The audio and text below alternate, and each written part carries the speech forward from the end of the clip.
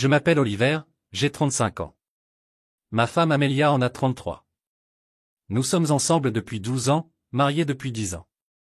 Nous avons 2 enfants formidables, Léa, notre fille de 8 ans, et Max, qui a 6 ans.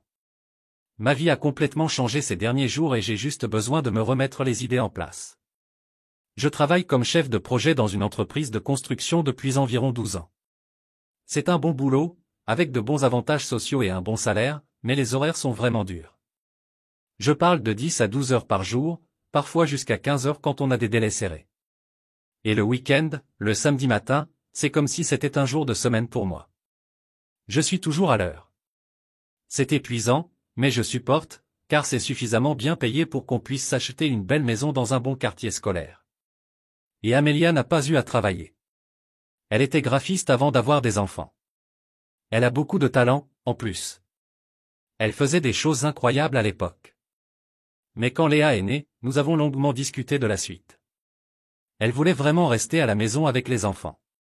Elle a dit que c'était important pour elle d'être là pendant ses premières années, et j'ai accepté. Je gagnais assez pour subvenir à nos besoins, donc c'était logique. 6 mois après la naissance de Léa, elle a complètement arrêté de prendre des clients. Elle réalisait occasionnellement des petits projets de décoration ici et là pour des amis, peut-être des projets locaux, mais c'était plus un hobby qu'autre chose. Ça ne me dérangeait pas. Je respectais ça. Elle faisait le gros du travail à la maison et moi le gros du travail sur le chantier. On avait un équilibre, du moins je le croyais. J'essayais d'être présent quand j'étais à la maison. Je n'étais pas toujours là. Oui, je l'avoue. Mais quand je l'étais, je m'occupais du bain, des histoires avant de dormir, des courses au parc le samedi, des crêpes le dimanche matin. Je ne voulais pas être ce genre de père qui subvient aux besoins de ses enfants et disparaît. Puis, il y a environ 9 mois, les choses ont commencé à changer, mais de manière subtile. Je l'ai à peine remarqué au début. Elle a commencé à parler de son sentiment d'être enfermée. Elle a dit qu'elle avait besoin de plus de vie sociale. J'ai juste l'impression de m'être un peu perdu. Elle me l'a dit un soir, pendant qu'on se brossait les dents. J'ai hoché la tête. Je comprends. Tu as fait tellement de choses avec les enfants. Tu devrais prendre du temps pour toi. Son ancienne copine de fac, Sophie, je crois, a commencé à organiser ses soirées entre filles. Au début, c'était une fois par mois. Dîner, parfois un film, parfois juste un verre de vin chez quelqu'un. Je la soutenais à fond. Je trouvais que c'était sain. Elle le méritait. Je vais coucher les enfants, ai-je dit en l'embrassant sur la joue tandis qu'elle prenait son manteau un vendredi soir. Amuse-toi bien. Merci, ma puce. Elle a souri. Je ne serai pas trop en retard. Et c'est comme ça que ça a commencé. Je gardais les enfants ces soirs-là. Pas de problème. Mais ensuite, c'est devenu plus fréquent. D'une fois par mois, on est passé à un vendredi sur 2. Puis, sans même m'en rendre compte, c'était presque tous les vendredis, et parfois aussi les samedis. Au début, je n'y ai pas prêté attention. Je me suis dit, tiens, elle se retrouve, s'amuse, se défoule après des années passées enfermée avec les enfants, mais j'ai commencé à remarquer d'autres choses. Elle ne parlait plus de son amie de fac. À la place, de nouveaux noms ont commencé à apparaître. Oh, je sors avec Kayla et Brie ce soir, disait-elle d'un ton détaché, comme si j'étais censé savoir qui elles étaient. Kayla, ai-je demandé un jour. Je la connais. Elle a balayé la question d'un geste de la main. Juste quelqu'un que Sophie m'a présenté. Super gentil. Son comportement à la maison a commencé à se faire plus subtilement au début. Elle était constamment sur son téléphone, toujours souriante, à écrire. Si je lui demandais ce qui était si drôle, elle répondait simplement, ou, juste des conversations de groupe ou la planification de la prochaine sortie. Ça me semblait bizarre, mais je ne voulais pas être ce type qui remet en question tout ce que fait sa femme. Je voulais lui faire confiance. Puis elle a commencé à acheter de nouveaux vêtements. Pas le genre de vêtements qu'on porte en jogging et en course, mais plutôt de jolies robes, des talons, des petites choses que je ne l'avais pas vue porter depuis des années. Elle a commencé à faire plus attention à son maquillage et à sa coiffure avant de sortir. J'ai encore essayé de la soutenir. Tu es jolie, ai-je dit un soir en la voyant descendre les escaliers. Elle m'a souri. Merci. On essaie un nouvel endroit ce soir. Voilà. Je me suis dit qu'elle profitait à nouveau de sa vie sociale. Mais le premier vrai signal d'alarme, il y a 2 mois, est venu tout seul, elle a mis un mot de passe sur son téléphone. On n'avait jamais utilisé de mot de passe que l'autre ne connaissait pas. Pas parce qu'on prenait des nouvelles l'une de l'autre. C'est juste qu'on n'en a jamais parlé. On n'avait jamais rien à cacher. Je me souviens avoir remarqué son pouce tapoter rapidement quelque chose avant même que je puisse lui poser la question. Nouveau mot de passe? Ai-je demandé, en essayant de rester léger. Elle n'a même pas levé les yeux de son écran. Ouais, mon téléphone a été mis à jour et maintenant il te demande un code plus fort. Tu sais comment c'est. J'ai juste hoché la tête. D'accord. Je t'ai eu. Mais au fond de moi, quelque chose se tordait. Ça ne me semblait pas normal. Pourtant, je n'ai pas insisté. J'aurais peut-être dû. Je ne sais pas. Puis, il y a 3 semaines, j'ai fouillé dans notre compte bancaire commun. Je devais faire le compte de dépenses professionnelles et j'ai repéré quelques frais incohérents. Ils provenaient d'un endroit appelé Crimson Lounge. Je n'en avais jamais entendu parler et elle n'en a certainement jamais parlé. Il y avait 4 frais sur 6 semaines, tous les vendredis ou samedis soirs. Et ce n'était pas tout. Il y avait des reçus Uber, 2 courses aller-retour à cette même adresse dans un quartier où elle ne va jamais. Pas d'amis là-bas, pas d'événements, juste du hasard. Les montants n'étaient pas énormes. Peut-être $40 par-ci, $60 par-là. Mais ça ne me convenait toujours pas. J'avais envie d'en parler. Vraiment, mais j'étais débordé au travail. On avait une échéance énorme qui approchait, et je ne pouvais pas me permettre d'être distraite. Alors, je me suis dit que je m'en occuperais plus tard, que je réfléchissais sans doute trop. Et puis tout a explosé il y a 2 nuits. C'était vendredi, encore une soirée entre filles. Elle n'est rentrée que vers 3 heures du matin. J'étais au lit, faisant semblant de dormir. Mais en réalité, j'étais bien réveillé, les yeux ouverts dans le noir, les yeux fixés au plafond. J'avais la poitrine serrée. Entre le stress du travail et les soupçons qui me tenaillaient depuis des semaines, je n'arrivais pas à déconnecter. J'ai entendu la porte d'entrée s'ouvrir, puis se refermer. Des pas légers, le claquement de ses talons lorsqu'elle les a posés. Elle fredonnait en traversant la maison. Un peu fausse, pompette, insouciante, elle est entrée dans la chambre, fredonnant encore doucement en se préparant à aller se coucher. Elle a posé son téléphone sur la table de nuit, et moins d'1 minute plus tard, il a sonné. Je ne cherchais pas à fouiner, mais l'écran s'est allumé et a attiré mon attention. C'était bien là, un aperçu d'un certain Matteo. Ce soir, c'était incroyable, et tu étais formidable et délicieux. Mon estomac se serrait. J'avais l'impression qu'on m'avait serré la poitrine. Je n'ai pas pété les plombs. Je n'ai pas crié. Je suis resté allongé là 1 seconde, complètement immobile, avec l'impression de recevoir un coup de poing dans le ventre. Puis j'ai demandé aussi calmement que possible, « Qui est Matteo ?» Elle a sursauté, comme si je l'avais surprise en train de se faufiler par une fenêtre. « Quoi ?» a-t-elle dit, essayant déjà de faire semblant. « Matteo ? Oh, c'est juste un ami de Stéphanie.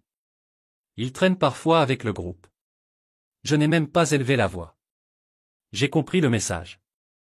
Ce soir, c'était incroyable, et tu étais formidable et délicieux. On ne dirait pas un ami du groupe au hasard. Elle s'est figée. J'ai vu ses épaules se raidir. Puis elle s'est assise au bord du lit, dos à moi, et elle s'est effondrée. Elle s'est mise à sangloter. De vrais sanglots, comme ceux qui viennent du plus profond de la poitrine. Les mots jaillissaient entre halètements et reniflements. Un mélange d'excuses et de demi-explications. Elle couchait avec lui depuis 4 mois. Elle l'avait rencontré dans ce bar à cocktail, le Crimson Lounge, un soir censé être une soirée entre filles. Et apparemment, beaucoup de ces soirées entre filles n'étaient que des couvertures. Des excuses, des mensonges, des rencarts avec lui. Je n'ai pas crié. Je n'ai pas juré. Je suis resté assise là, hébétée, à poser quelques questions basiques. Combien de temps ? Quand ça a commencé ? Où s'était-il rencontré ? Elle m'a répondu comme d'habitude. Elle a dit qu'elle se sentait seule. Que je travaillais trop. Que je ne l'appréciais plus. Qu'elle se sentait invisible. Et ce Matteo la faisait se sentir revivre. Vivante. Elle n'arrêtait pas de répéter que c'était une erreur. Qu'elle m'aimait. Qu'elle ne voulait pas détruire notre famille. Qu'elle était désolée. Je n'ai jamais voulu que ça aille aussi loin, a-t-elle dit en s'essuyant les yeux du revers de la main. Je n'ai pas planifié ça, je le jure. Je l'ai juste regardé. Nos enfants dormaient au bout du couloir, inconscients que leur monde s'écroulait dans la chambre principale. Je n'ai pas fermé l'œil de la nuit. Après la conversation, je suis allé directement dans la chambre d'Amy et j'ai fermé la porte derrière moi. Je suis resté allongé là, à fixer le plafond jusqu'au lever du soleil. Le lendemain matin, elle était dans un état lamentable. Yeux rouges, joues rouges. Elle a réessayé. Encore des excuses, encore des larmes. Je ferai tout pour arranger ça. Elle a dit n'importe quoi. Et puis, mon Dieu, je n'arrive toujours pas à y croire. Elle a suggéré qu'on essaie un mariage libre. Comme ça. Elle a dit que ses sentiments pour Matteo étaient réels et importants, mais qu'elle m'aimait aussi et qu'elle voulait préserver notre famille. Peut-être que c'est quelque chose qu'on pourrait gérer ensemble, a-t-elle dit d'une voix tremblante. Tu sais, préserver la famille, mais aussi ne pas nier ce qui se passe. En gros, demander la permission de continuer à tromper, mais avec une jolie petite étiquette collée dessus pour que ça ne ressemble pas à une trahison. J'étais abasourdi. Je n'arrivais même pas à assimiler ce que j'entendais. Je ne lui ai pas répondu. Je suis juste sorti de la pièce. Me voilà donc enfermé dans mon bureau pendant que mes enfants regardent des dessins animés en bas. Elle est dans la cuisine, faisant comme si tout était normal, préparant le petit déjeuner des enfants, fredonnant une chanson à voix basse, mais tout est tellement faux. Je le vois à sa façon d'éviter le contact visuel, à la raideur de ses mouvements, comme si elle faisait semblant d'être dans une publicité pour une famille heureuse. Et moi, je suis assis là, dans mon bureau, la tête qui tourne. L'idée du mariage libre me dégoûte. Qu'elle ait pu suggérer une chose pareille après ce qu'elle a fait, c'est ahurissant. Mais j'essaie d'être stratégique. Je ne peux pas me permettre d'agir sous le coup de l'émotion pour l'instant. Et si je disais non et qu'elle partait comme ça? Je ne me soucie plus d'elle. Mais si elle m'enlevait les enfants? Leur stabilité doit passer avant tout. C'est ce qui me maintient les pieds sur terre au milieu de cette tempête. Je ne peux pas laisser la colère ou le chagrin dicter mes choix. Mais bon, comment pourrais-je gérer ma charge de travail actuelle en tant que père célibataire? Mon travail n'est pas vraiment flexible, et l'idée de devoir partager mon temps, les allers-retours, les repas, les activités scolaires. C'est écrasant. 3 semaines se sont écoulées depuis cette nuit-là. Je repasse tout dans ma tête, me demandant comment je ne l'ai pas vu plus tôt. Peut-être toutes ces soirées entre filles, cet intérêt soudain pour les nouveaux vêtements, ces commentaires comme si je me sentais coincé dans une routine. C'était peut-être des signes, mais elle n'a jamais dit qu'elle était malheureuse. Pas directement. Chaque fois que je lui demandais, « Tout va bien? Tu as l'air un peu bizarre. » Elle répondait toujours, juste fatiguée ou stressée par les enfants. On n'a même jamais parlé de thérapie. Je pensais sincèrement que nous étions solides, stables, peut-être pas passionnants, mais stables, en sécurité. J'imagine que c'était naïf. Et maintenant, ces excuses en larmes me semblaient rétrospectives, car elles étaient immédiatement suivies de cette suggestion absurde, et si on faisait de ce mariage un mariage ouvert? Je n'avais pas l'impression qu'elle regrettait vraiment ce qu'elle avait fait. Plutôt qu'elle regrettait de s'être fait prendre et d'avoir tenté de transformer la situation en quelque chose qui lui serait profitable. Le meilleur conseil que j'ai reçu, enligné par une amie à qui je m'étais confié, était de consulter un avocat. C'est ce que j'ai fait. 2 jours après cette horrible nuit, j'ai trouvé une bonne avocate spécialisée en droit de la famille grâce à une recommandation du barreau. 1 heure seulement avec elle et tout a basculé. Elle m'a tout expliqué, à quoi ressemblerait un divorce et la garde des enfants dans mon état, quel type de preuves sont valables, ce que recherchent les juges. Elle n'a rien édulcoré et cela m'a plus aidé que je ne l'espérais. Son principal conseil, tout documenté, chaque chose bizarre qu'Amélia dit ou fait. Chaque fois que je suis seul avec les enfants, chaque transaction financière, chaque conversation sur la liaison, tout. Elle m'a dit qu'une documentation complète pourrait être la clé pour me protéger, moi et mes enfants, si l'affaire se retrouve devant les tribunaux. Elle m'a également averti qu'accepter un mariage ouvert pourrait se retourner contre moi sur le plan juridique. Ce genre d'accord peut compliquer les choses, même s'il semble temporaire. Mais elle m'a rassuré, le fait qu'Amélia ait trompé mon mari comptait, quoi qu'il arrive. Alors, je suis resté silencieuse, observant, notant tout ce que je pouvais légalement. Et après la rencontre avec mon avocat et après avoir lu beaucoup d'expériences d'autres personnes, j'ai élaboré un plan. Je ne peux pas accepter l'idée du mariage libre. Je supporte à peine de la regarder sans avoir mal au cœur. Mais j'ai peur que si je la réprimande carrément, elle ne s'emballe, ne devienne imprudente, ou même ne fasse quelque chose qui pourrait nuire au sentiment de sécurité de l'enfant. Alors, je joue la carte du long terme, faisant semblant de réfléchir, faisant semblant de prendre en compte son point de vue. Pendant ce temps, je rassemble ce dont j'ai besoin jour après jour, je monte mon dossier. C'est lent. C'est douloureux. C'est humiliant. Mais mon avocat pense que c'est intelligent, même si c'est émotionnellement brutal. D'abord, j'ai dit à Amelia que j'étais prêt à considérer sa demande en mariage libre. J'ai pesé mes mots avec beaucoup de soin. Je n'ai accepté rien.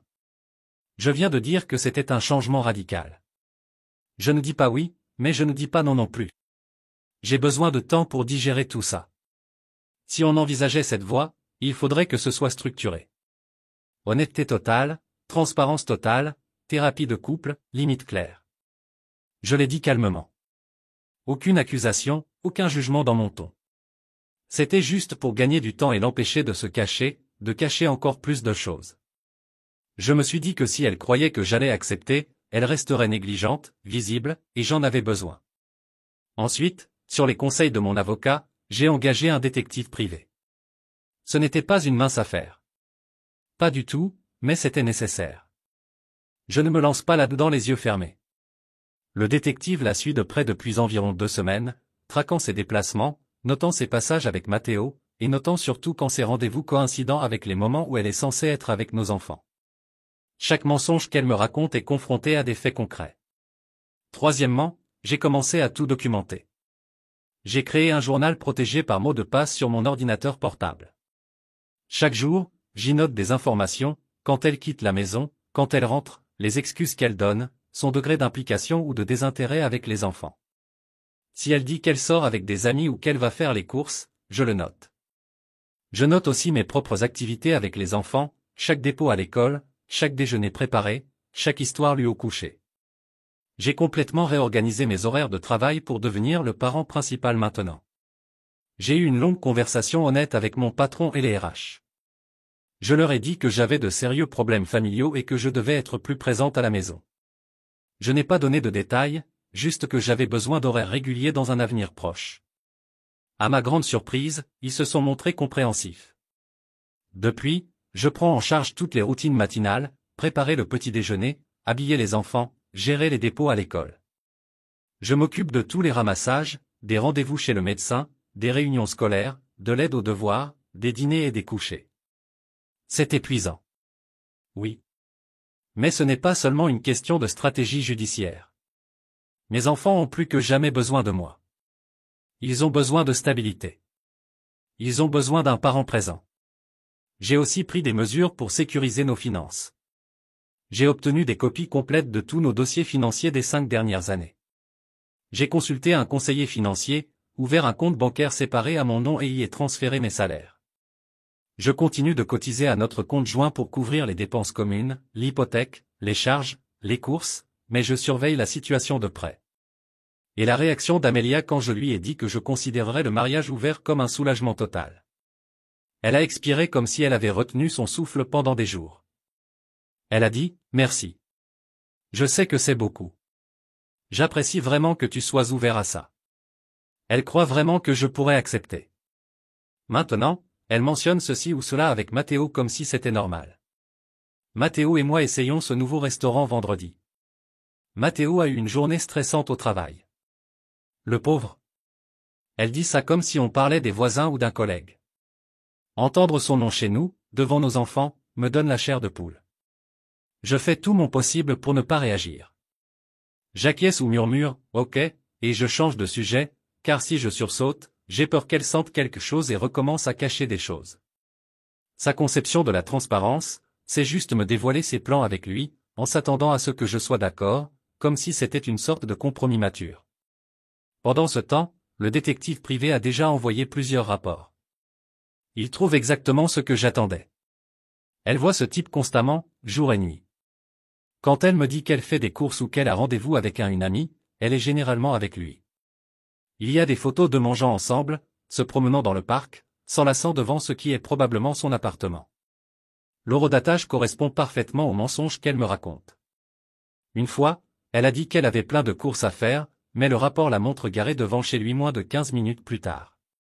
Une autre fois, elle devait aller chercher notre fils à l'entraînement de foot. Elle a oublié, a parlé d'être coincée dans les embouteillages.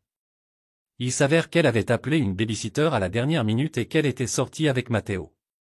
Ce qui me dérange le plus que le mensonge, plus que la trahison, c'est la facilité avec laquelle elle se débarrasse des enfants juste pour avoir quelques heures de plus avec lui. Mais le seul point positif dans tout ça, c'est ma relation avec les enfants, ils réagissent à ma présence plus présente, plus constante. L'autre jour, ma fille m'a regardé dans la voiture et m'a dit « Maman. Sors beaucoup maintenant, et tu viens nous chercher à l'école tous les jours. » J'aime ça. Ça m'a fait un choc. J'ai souri et j'ai dit « Moi aussi, j'aime ça. J'adore te voir plus souvent. » J'ai fait attention. Je ne dis pas un seul mot de mal de leur mère. Je reste calme, je garde les choses légères, positives, sûres. En vérité, je suis en plein burn-out. Je suis quasiment une mère célibataire maintenant, avec un travail exigeant, des contraintes juridiques à gérer et le poids émotionnel de faire semblant d'être à l'aise avec la nouvelle vie d'Amelia. Dormir? Qu'est-ce que c'est? Notre vie à la maison est surréaliste. On est comme des colocataires qui partagent des enfants et une histoire.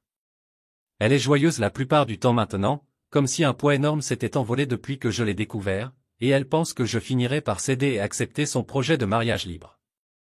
Elle me parle de courses, de bulletins d'inscription à l'école, de la prochaine marque de dentifrice à acheter.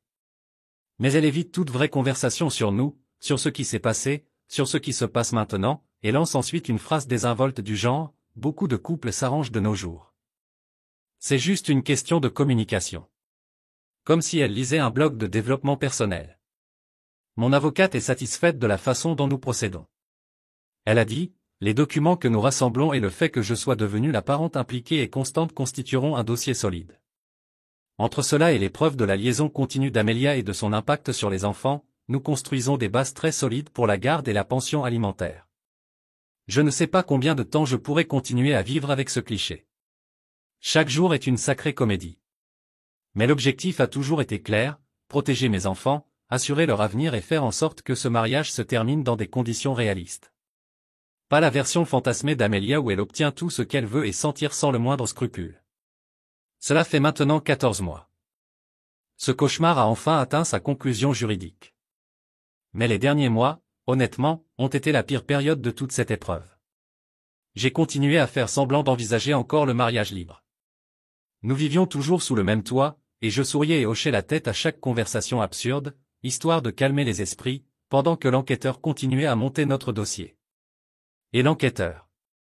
Il n'arrêtait pas de m'envoyer des rapports qui confirmaient ce que je savais déjà au fond de moi. Sa relation avec Matteo s'intensifiait de semaine en semaine. Elle s'enhardissait, commençait à sortir tard le soir en semaine. C'est juste pour se faire du réseautage, disait-elle.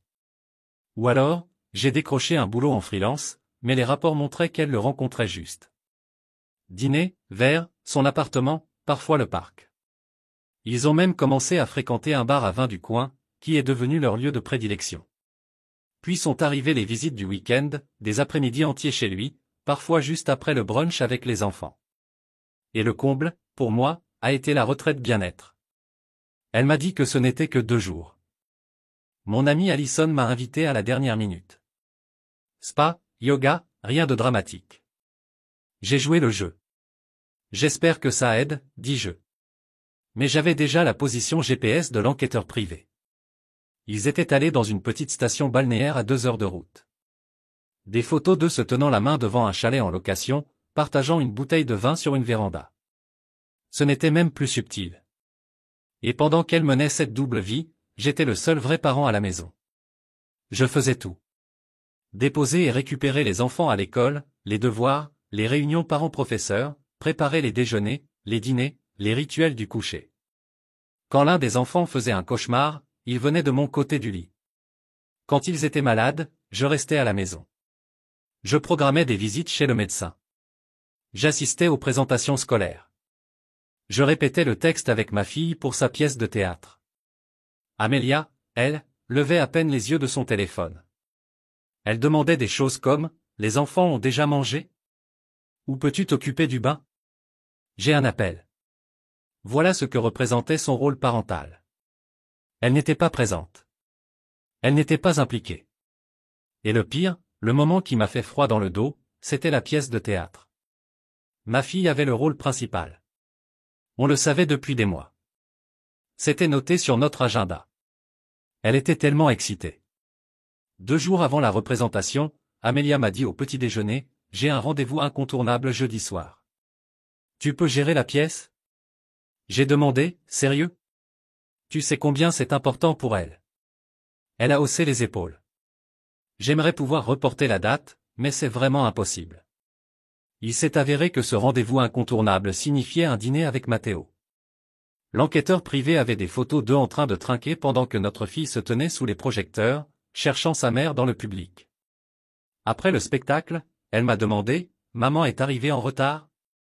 Et j'ai dû la regarder dans les yeux et lui dire, « Non, ma puce.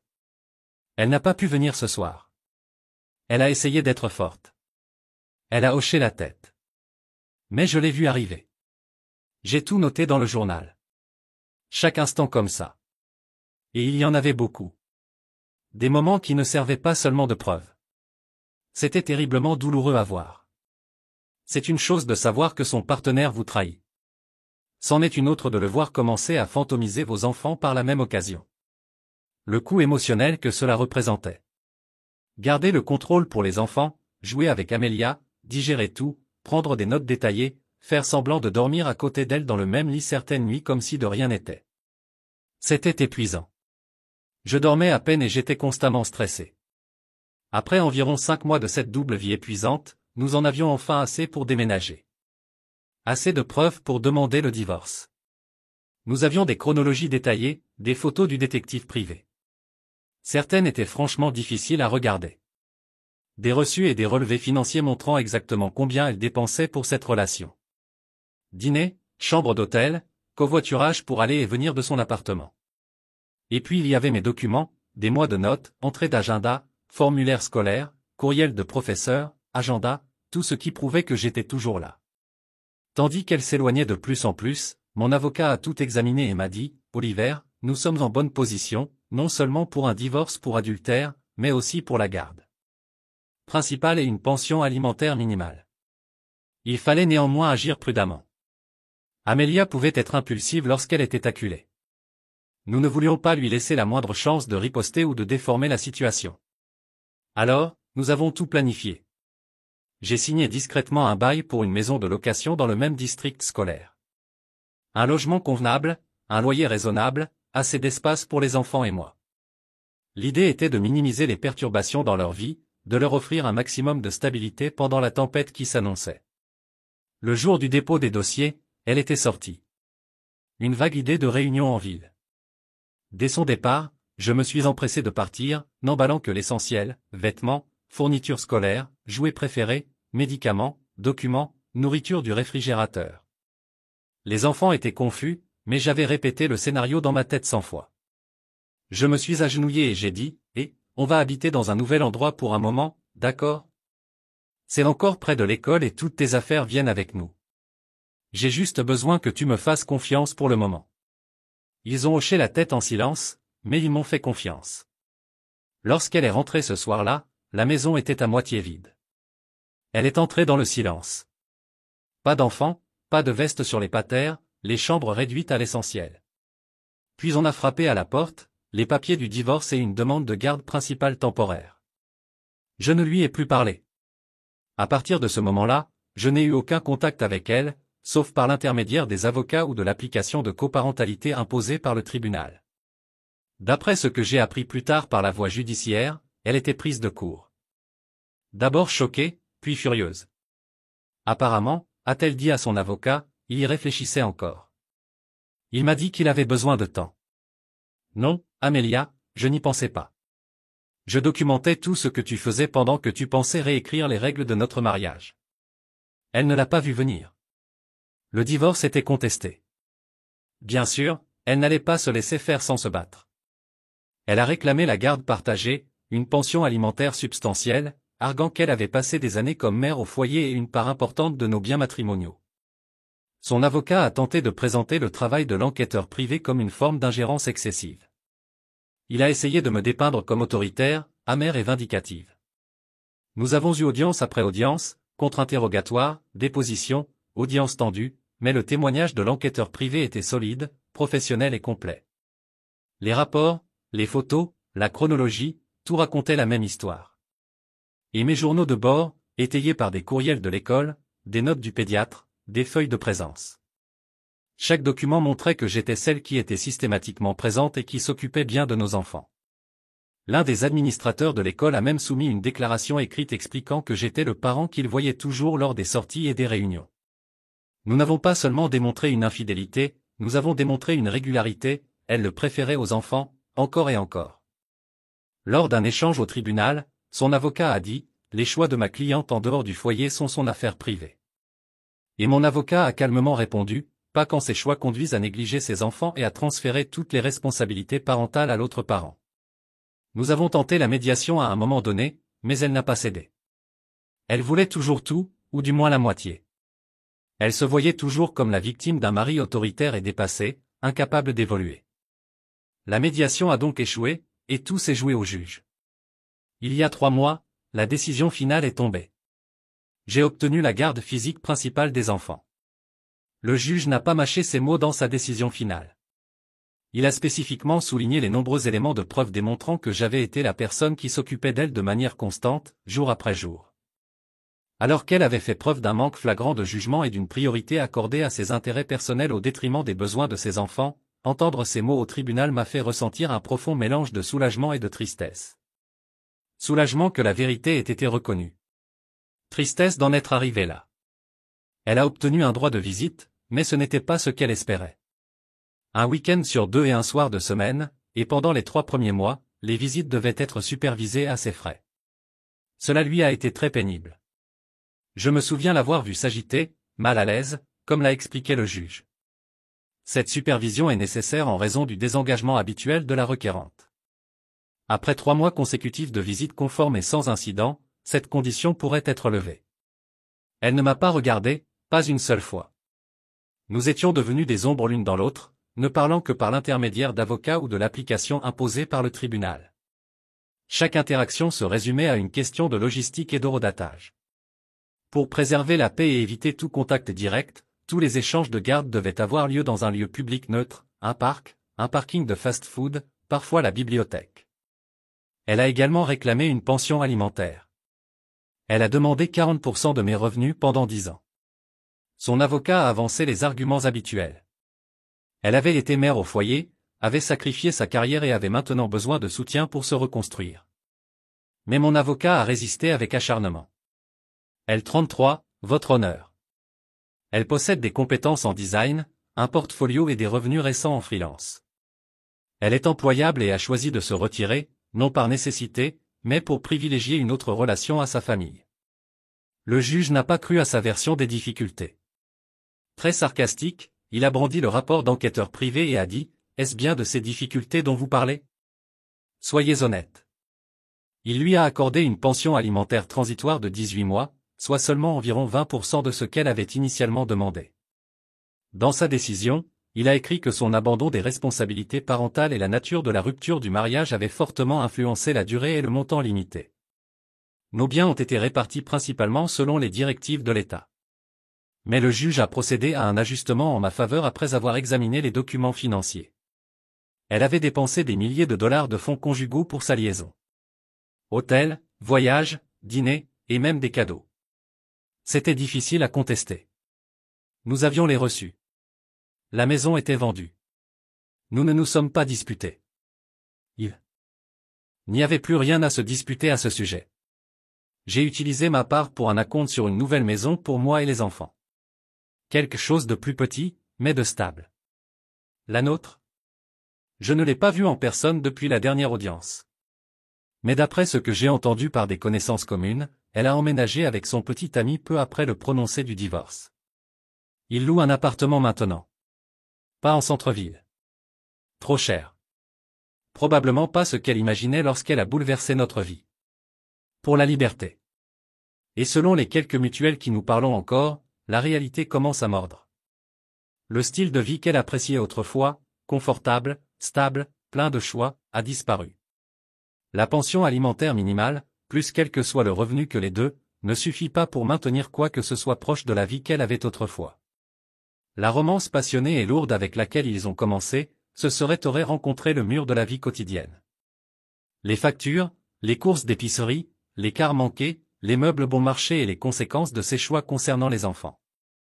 Sa visite avec les enfants a été conforme à l'ordonnance du tribunal tous les 2 week-ends et un soir par semaine, tout comme le juge est exposé. Elle a été ponctuelle.